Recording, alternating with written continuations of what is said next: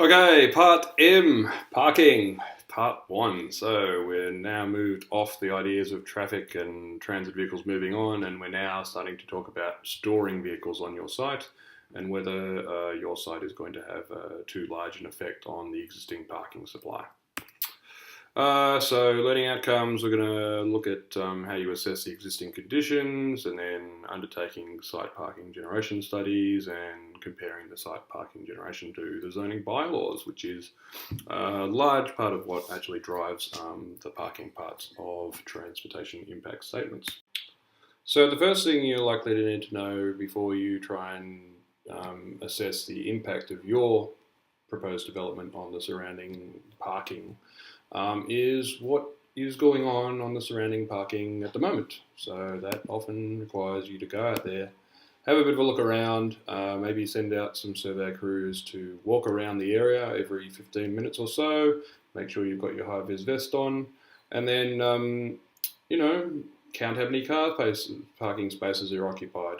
And then come back 15 minutes later and see how many are occupied then. And then over the course of a day, or maybe over the course of the peak period for your development.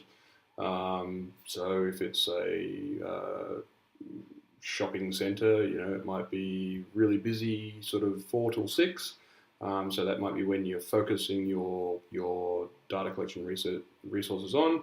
And you'll get an idea as to how much extra available parking there is, and that'll help you figure out whether you might need to provide a whole load of parking on your site, or whether you'll be able to make use of some of these available parking on the streets around.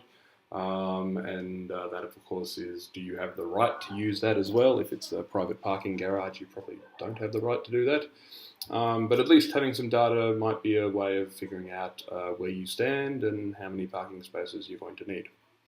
Maybe if you're super lucky, your nearby parking might have one of these fancy pants ITS solutions where it keeps track of how many cars there are and how many spaces, and the green light pops up whenever someone leaves a space, and you might be able to get some data from there that'll be as good as if not better than the stuff that you might get with a field crew.